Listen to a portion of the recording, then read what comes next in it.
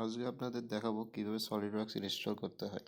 এই জন্য আমরা আমাদের সলিডওয়ার্কস ফাইলটাকে মানে সলিড স্কোয়াড ফাইলটাকে এক্সট্রাক্ট করে নিচ্ছি।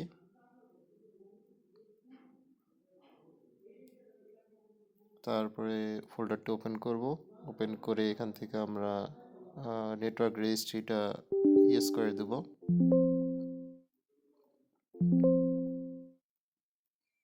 ওকে, এরপরে ফ্লেক্সনেট সার্ভারের ফাইলটা মানে ফোল্ডারটা কপি করে আমরা সি ড্রাইভে নিয়ে গিয়ে কপি পেস্ট করবো আর কি। এটা ইম্পর্টেন্ট আছে, এটা ছাড়া আপনার সলিডওয়ার্কস রান হবে না। আচ্ছা, কপি পেস্ট হওয়ার পর এখান থেকে আমরা সার্ভারটা ইনস্টল করে নিব রান এস অ্যাডমিনিস্ট্রেশন করে।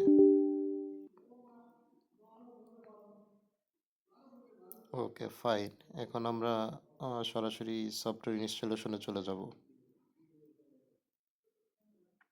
আইএসওটা বাউন্ড করে নিচ্ছি, সফটওয়্যার ইনস্টলেশনে যাই।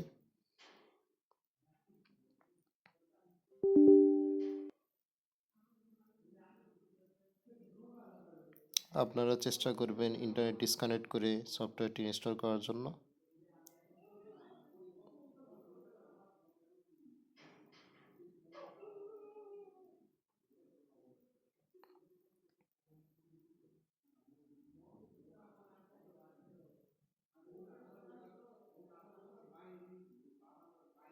আচ্ছা, এখান থেকে আপনি প্যাকেজটা সিলেক্ট করে নেবেন কী কী ইনস্টল করবেন না করবেন।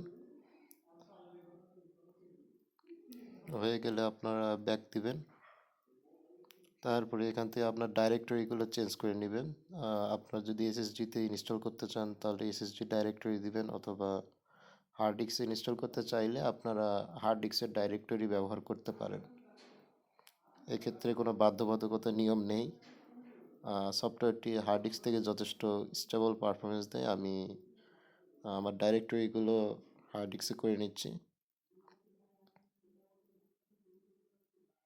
তবে চেষ্টা করবেন সবগুলো জিনিসই এক ফোল্ডারে ইনস্টল করার জন্য।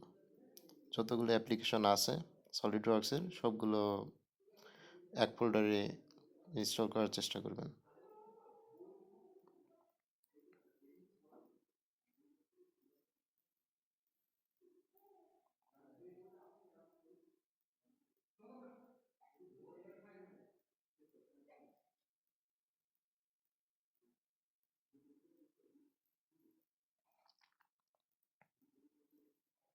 ওকে, সব কিছু ওকে হয়ে গেলে আপনারা লাইসেন্সটা অ্যাকসেপ্ট করে নেবেন নিচে থেকে।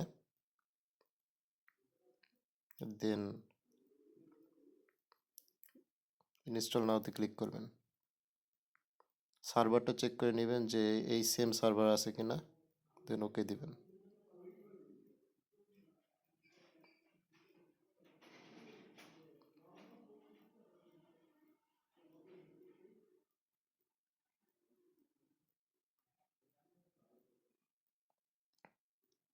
সরাসরি ইনস্টলেশনের শেষে আমরা চলে যাচ্ছি।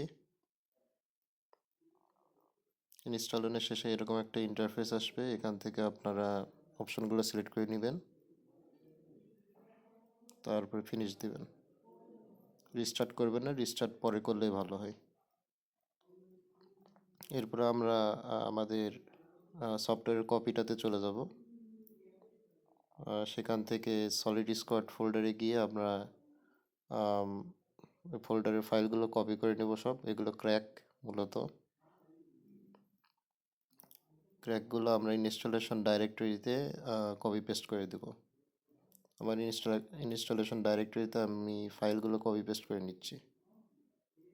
তবে কপি পেস্ট করার আগে দেখবেন যে টাস্ক ম্যানেজারে অ্যাপটি অলরেডি রান হয়ে আছে কিনা। রান হয়ে থাকলে সেটা আপনারা এন্ড করে দিবেন।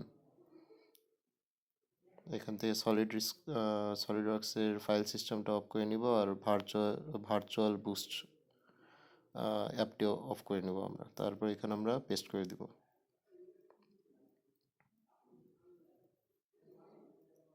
ওকে ফাইন, এখন আমরা আবার সেই আমাদের ইনস্টলেশন কপিতে চলে যাব। দেন এখান থেকে আমরা সলিড স্কোয়াড লোডার এনাবলটা করে নেব, রেজিস্ট্রিটা ইউজ করে দেব। ওকে, আপনার সলিডওয়ার্কস রেডি টু গো হয়ে গেছে। এখন আপনারা সফটওয়্যারটি ওপেন করলেই আশা করি সলিডওয়ার্কস রান করতে পারবেন। কোনো সমস্যা হলে কমেন্ট করে জানাবেন, তবে আশা করি কোনো সমস্যা হবে না। এখানে আমি সফটওয়্যারটি চালিয়ে দেখাচ্ছি না, তবে মোটামুটি গ্যারান্টি সহকারে বলতে পারি ইনস্টল আপনার হয়ে যাবে, কোনো সমস্যা হবে না। সফটওয়্যারটি ওপেন করার সময় আপনি লাইসেন্সটা অ্যাকসেপ্ট করে নেবেন, আর ওই যে কর্নার যে রিনিউ সাবস্ক্রিপশনের কথা বলতেছে এটা জাস্ট অ্যাভয়েড করবেন। আপনার সাবস্ক্রিপশন রিনিউ করা লাগবে না, এটা একটা অলরেডি একটা ক্র্যাকড সফটওয়্যার আর কি। ধন্যবাদ সবাইকে।